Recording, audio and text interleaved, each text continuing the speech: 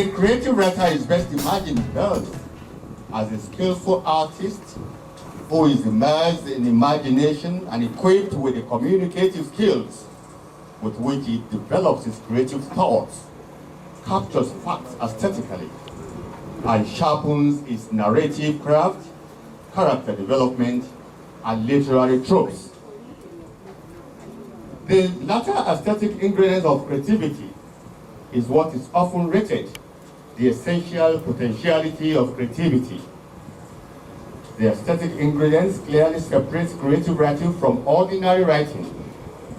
To Tayo Olafioyi, as a writer, one has a tool of self-expression. Everybody sees and hears the same things, but not everybody can express their feelings in written words. This ability to express feelings aesthetically defines creativity in writing. Creativity is the nucleus of all forms of art: sculpture, music, dance, and even verbal arts. Let's examine this Yoruba incantation. Èyí tí a wí fún ọgbọ́n ni ọgbọ́n ń gbọ́. Èyí tí a wí fún ọgbà ni ọgbà ń gbà. Kóṣẹ ni ti ìlákọ̀ṣẹ. Ọgbọ́n eats all hints. Ọgbà's ears embraces coded instructions. The rhythm of authority sounds the drum of ìlákọ̀ṣẹ. When you hear Ogbo, Bo, Ogba, Ba, it could be another animal, but it's only Ogbo that will rhyme with Bo. It is Ogba that will rhyme with Ba. Kose will not rhyme with any other animal than ìlákọ̀ṣẹ. That is creativity. I strongly recommend to state ministries of education that literature in English be made compulsory for students at the primary and junior secondary school levels. This will not only enrich students' proficiency in English language, but also equip them with numerous values that reading creative works guarantee. I'm aware of the existence of readers and writers clubs in some secondary schools. How viable these clubs are, I cannot establish. School authorities are strongly advised to promote the activities of such clubs where they do not exist and make efforts to reactivate them where they do. On a note of conclusion, I wish to commend the efforts of Barrister YUSUF Olaoluwale towards the promotion of literacy in the society, in addition to other numerous philanthropic gestures associated with it. Lastly, the Association of Nigerian Authors, ANA, is a body with the vision and mission of promoting literacy and literary activity to its greatest height in our nation, Nigeria, through various collaborative engagements and different developmental activities. Therefore, our motto is nurturing creativity through literature. The body is composed of quite eminent and highly prominent Nigerian writers. My unreserved recognition goes to Barrister Yusuf Ali, benefactor of ANA, in whose name this program is annually marked. His contributions to the growth of ANA is immeasurable. Our participating school and the teachers with them, you are all welcome. I wish you good luck in the healthy competition of this program. To all executives of ANA KWARA, I greet you. Well done. At this juncture, I want to formally declare this program open, wishing God's blessings in all that we do here today. Thank you, and God bless.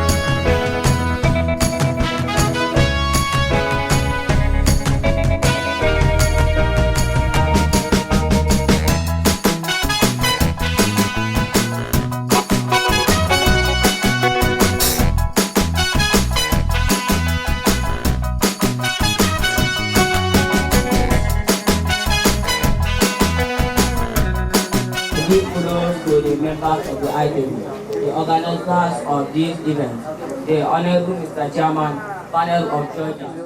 I'm here to present the topic being picked by me, psychological stigma of rape. When we are talking about this rape, Professor says, of all things, woman is different from other animals. It is prediction of listening and making speech. I think on this note, everyone besides and like to listen to my speech. So we are talking of this rape. Rape is the molestation of a female child or illegal molestation of a female child. So we have some psychological stigma of this rape. We are talking of this psychological stigma of rape. It has to do with the trauma a victim of rape is experiencing. So we have some things that a victim of rape experience, among which are phobia of opposite sex. The person who is a victim of rape will have phobia of opposite sex, in the sense that he or she will not trust the opposite sex again, and she will think that she will be raped again if they come near her. So we have phobia. We have anxiety. Anxiety is one of the stigma, or is one of psychological stigma of rape, because the person that is raped will be experiencing bipolar mood, because it will have a swinging mood, that is, once is happy in the moment, another moment or a very short period of time, she will also be sad again. We have the fear of contacting STIs. The person who is a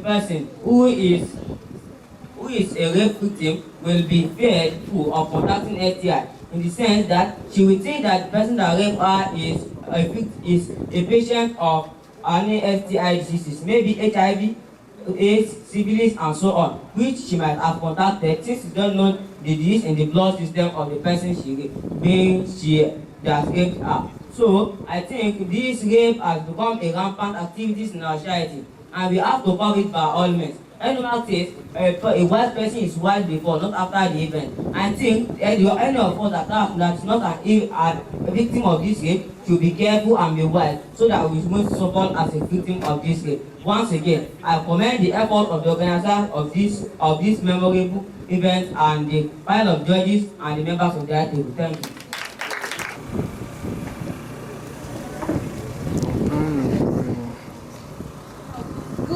Good afternoon, ladies and gentlemen, the chairman of occasion, the judges, and my fellow students.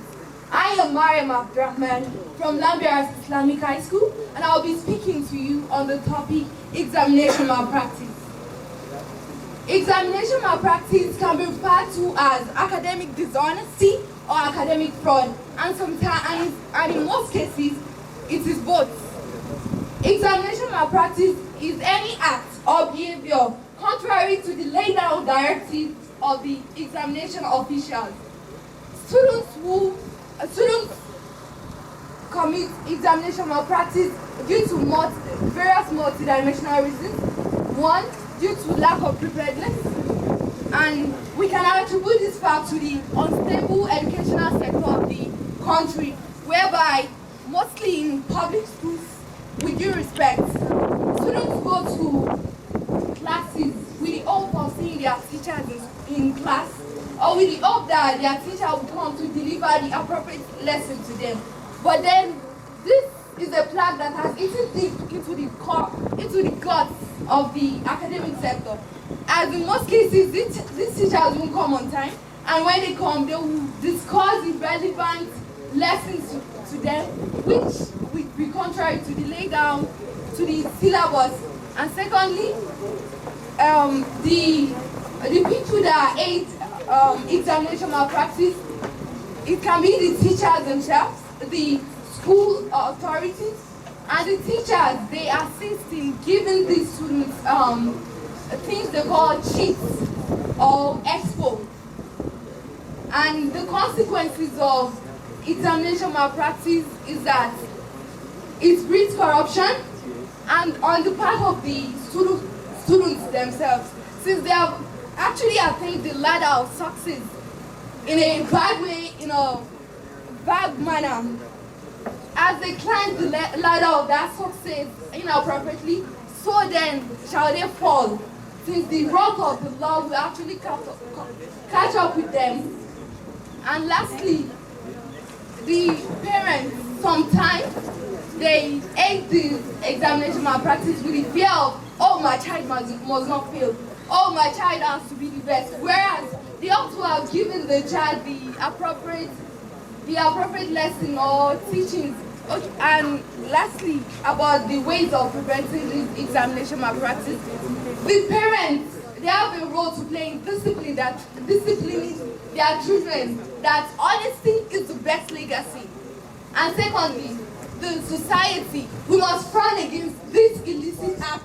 And thirdly, the government and the NGOs, we should learn to advocate and sensitize the youth about the danger of this examination malpractice, because it will only breed disunity and corruption in the country. Thank you for listening. I am Mariam Abdurrahman.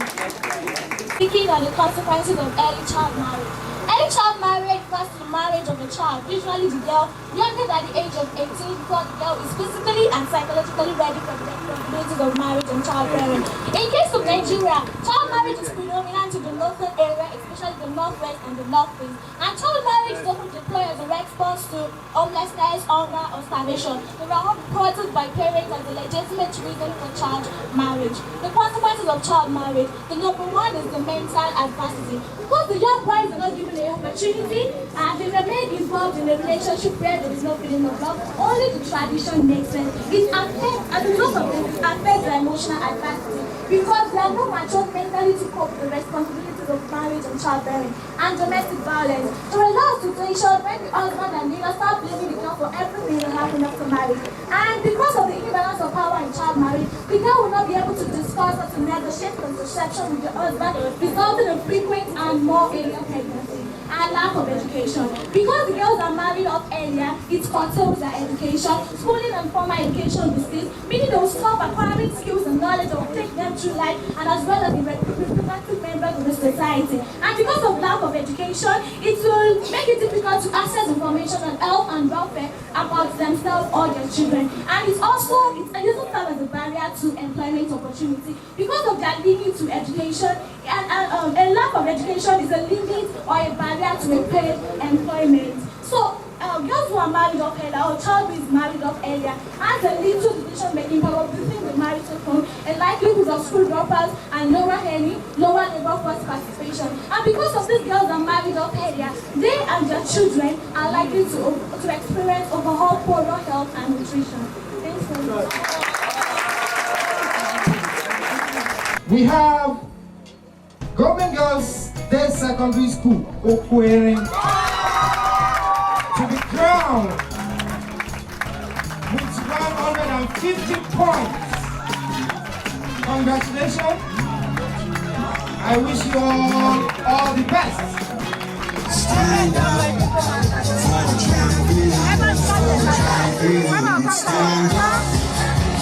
champion. For the champion. Stand up for the champion.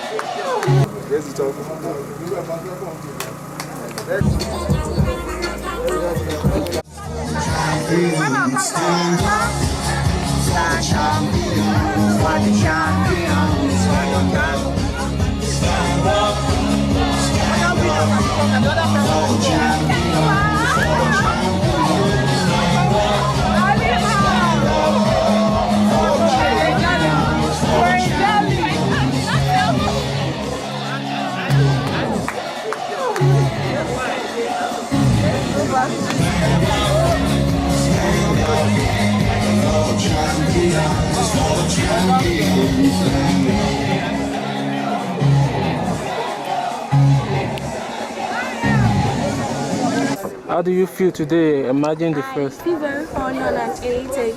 I know it's not very easy, and you only think you'll be the best until you you are in a contest, so I feel very honored, and I'm using this medium to appreciate the organizers of this program.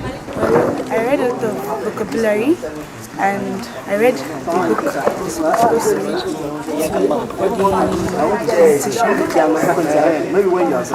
So how do you feel now? I feel happy and excited, elated. They are not even smiling as if. Why do you decide to give this award to the best in speak and talk and then reading? My late dad is an enthusiast for literary activities, and he encourages us. He has always emphasized that reading makes a complete man, and arithmetic makes us think big. So he gradually encourages us that it's right, no matter what your field or your discipline, you should strive to be a diligent writer, using writing to contribute to the world. So with that kind of tradition that has been the driving force over the years, naturally I found myself as a writer. And I believe that I've given the best to the best of my ability so far. I believe that there are beautiful ones out there that also have the opportunity of showcasing stuff that they actually isn't born in them, or they have slowly and painfully tried to acquire. So to build the young ones, to build their minds, so that those ones can come up with works that are even richer than those of established writers over the years. So that's why we need to continue to encourage them, to motivate them, so that those kind of opportunities that some don't get, I decided to give it, particularly in this our own environment. Association of Nigerian Authors is a literary association, and this program we had today is an annual program, joint program with Barrister Yusuf Ali, Senior Advocate of Nigeria. Barrister Yusuf Ali gives national body of the association 3 million annually. So this money is shared to the states to organize this program, which is tagged Anna Yusuf Ali Literary Competition and Awareness. And each state do their program at the convenient time they like. So our own is holding today. By God's grace, another one will come next year. So what is your advice for schools now, primary schools, secondary school and tertiary education as regards this? From what our students have seen today, they know that yes, writing campaign is going on in the state. We encourage students right from primary school to engage in the act of writing and reading.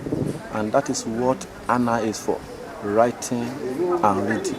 We are a body of writers. So I will encourage everybody, either in the school system or outside the system, to engage in writing and reading. It is good for every category of persons, irrespective of either you are educated or you are not.